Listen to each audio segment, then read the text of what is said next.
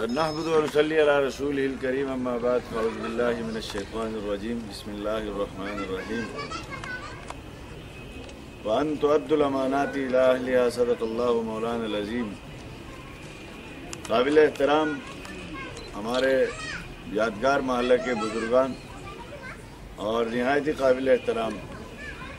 मुस्लिम league नून के शाहीन सिफत नौजवानों, मुझे खुशी है कि आज यादगार महल्ले में इस कार्नर मीटिंग को एक अजीम शान जलसे में इन्होंने मुनक्किद करके इस बात का सबूत दिया है कि मुस्लिम लीग नून और उसके कारकुन, उसके ओहदेदार और उसके खैर ख्वाह जो हैं वो बैठकों की सियासत पर यकीन नहीं रखते हैं, वो बंद कमरों में मुआहदे करने पर यकीन नहीं रखते। उनका आज भी अव्वलीन मिशन, अव्वलीन फ़र्ज़ इस इलाके के अंदर पायदार क़याम अमन है और इसके लिए मुस्लिम लीग नून के और गिलगित बल्तिस्तान के और ख़ास तौर पर मैं समझता हूँ यादगार महल्ला के अवाम,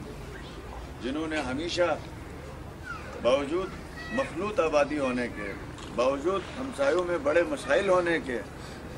एक दूसरे के साथ एहतराम और बर्दाश्त के साथ गुज़श्ता सदियां यहाँ पे उन्होंने गुजारी। लेकिन बदकिस्मती से गुज़श्ता साल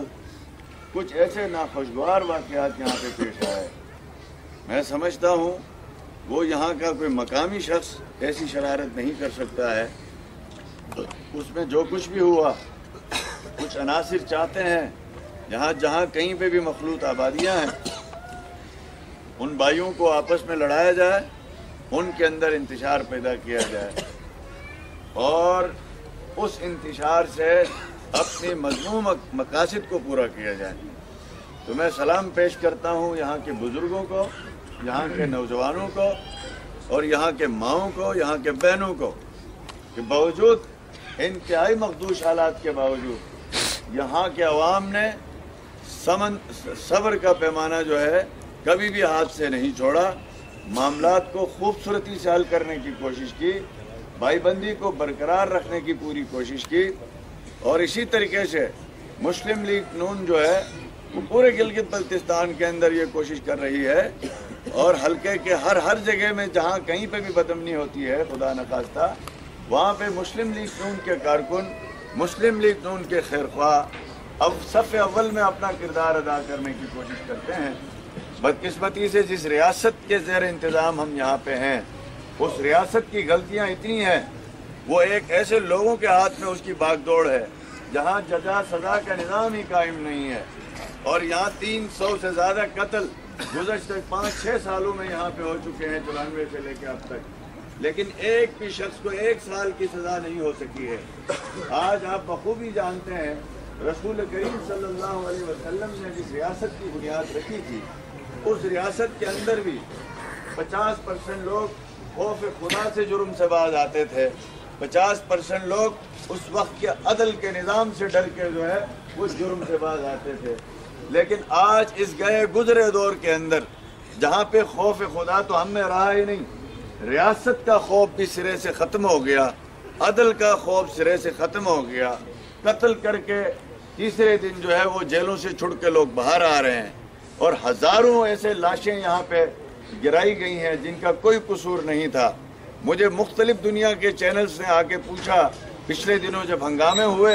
कि क्या यहाँ कोई अलकायदा है, क्या यहाँ कोई तालिबान है, क्या यहाँ कहीं इंडियन एजेंट है, तो मैं एक ही बात कहता रहा हूँ, ना यहाँ कोई अलकायदा है, ना यहाँ कोई तालिबान है, ना यहाँ पे कोई इंडियन एजेंट वाली बात है। सिंपल बात यह है कि इस इलाके के अंदर जजा और सज़ा का निज़ाम कायम नहीं हुआ, जिसकी वजह से बदले की आग है। इस बदले की आग ने हमें तबाह और बर्बाद करके रख दिया है। ये बदले की आग इसलिए होती है कि जब किसी का भाई कत्ल होता है वो सबसे पहले ट्रस्ट करता है पुलिस पे, फिर उसके बाद वो एतमाद करता है अदालतों पे कि उसके भाई के कातिलों को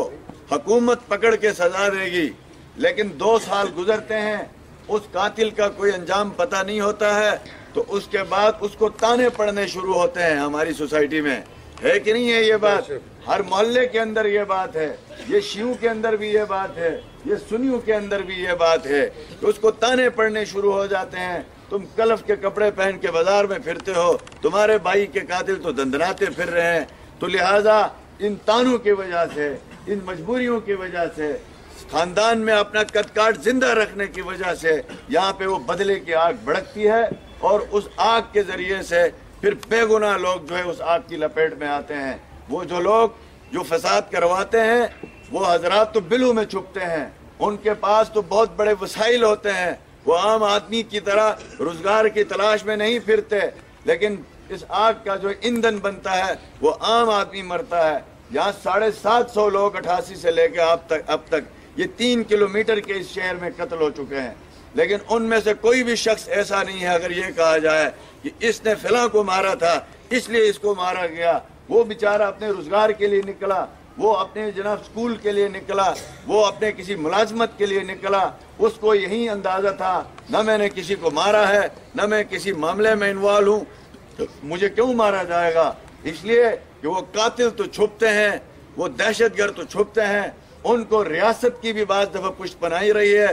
اس کو بڑے بڑے لوگوں کی پشت پناہی حاصل ہوتی ہے۔ وہ بدلے کی آگ کسی عام شیعہ سے پورا کیا جاتا ہے، وہ بدلے کی آگ کسی عام سنی کے اوپر حملہ کر کے پورا کیا جاتا ہے۔ میں سمجھتا ہوں مسلم لیگ نون نے، گلگت کے عوام نے ہمیشہ سے امن کے دامن کو کبھی بھی نہیں چھوڑا۔ انہوں نے مشکل دنوں میں اپنے رشتوں کو جوڑا، انہوں نے مشکل دنوں میں اپنے معاملات کو ٹھیک رکھا۔ یہاں غلطیاں ہیں ریاست کے اندر، حکومت کے اندر، جو جتنا بڑا بدماش ہے اس کو ریاست کی اتنی شیلٹر حاصل ہے، اس پہ ہاتھ نہیں ڈالا جاتا ہے۔ 40 کلاشن کوپوں کا جلوس جا رہا ہو اس پہ پولیس ہاتھ نہیں ڈالتی۔ ایک غریب آدمی اپنی جان کی حفاظت کے لیے بندوق اپنے پاس رکھتا ہے، اس کو ایسے چوک پکڑ کے لے جا کے لتروڑ کرتا ہے۔ لیکن یہاں رول آف لا نہیں ہے، یہاں قانون سب کے لیے برابر نہیں ہے، چند لوگوں کے لیے قانون کچھ اور ہے، چند لوگوں کے لیے قانون کچھ اور ہے۔ لہذا ہماری کوشش ہے انشاءاللہ تعالی مسلم لیگ نون پورے گلگت بلتستان میں ایک جاندارہ انداز میں اپنی حکومت بنانے کے لیے۔ حکومت کس کے خاطر؟ حکومت اس کے خاطر نہیں حفیظ الرحمان کو گاڑی مل جائے گی، اس کے خاطر نہیں کہ مسلم لیگ نون کے کارکنوں کو نوکریاں مل جائیں گی۔ سب سے پہلا فرض ہمارا ہے انشاءاللہ تعالی کچھ دن کے اندر نواز شریف صاحب تشریف لا رہے ہیں، ہم 6-7 ضلعوں میں اپنی کمپین چلا رہے ہیں۔ اگر مسلم لیگ نون کو اکثریت ملی اور اگر ہمیں گلگت بلتستان میں حکومت بنانے کا موقع ملا تو سب سے پہلے ہمارا منشور کچھ دن کے بعد پرنٹ ہو کے آپ کے سامنے آئے گا۔ ہم نے ایک سوشل جسٹس کا نظام دیا ہوا ہے، اس میں ہم نے جو سول جج سے لے کے سیشن جج کا جو نظام ہے اس کو چینج کرنے کا وعدہ کیا ہے۔ ہم نے ایک نئی جوڈیشل پالیسی کا یہاں پہ امپلیمنٹ کرنے کا وعدہ کیا ہے تاکہ وہ سول جج جو ایک دن میں 100 مقدمے سنتا ہے، ایک دن میں 100 کے بجائے اس کے پاس صرف 3 مقدمے ہونے چاہیے تاکہ سزا مل سکے۔ ہم نے ایک براڈ ایجنڈا دیا ہے جس میں 24 کانسٹیچوئنسیاں ہیں، اس کے اندر ہر کانسٹیچوئنسی کے اندر، ہر حلقے کے اندر ایک سول جج ہوگا۔ ہمارا یہ منشور ہے اور ہماری پارٹی نے کمٹمنٹ کیا ہے۔ میرے واجب الاحترام دوستو، یقیناً میں مشکور ہوں یادگار محلے کے عمائدین اور بزرگوں کا جنہوں نے 94 سے لے کے آج تک شہید سیف الرحمان کے اس مشن کو سپورٹ کیا۔ آپ نے بے لوث ہو کے ہمارے ساتھ دیا، اور ان 5 سالوں میں یقیناً میں اپوزیشن میں زندگی گزارتا رہا ہوں۔ اگر میں اپوزیشن میں نہ ہوتا، اگر میں پرویز مشرف کا ٹولے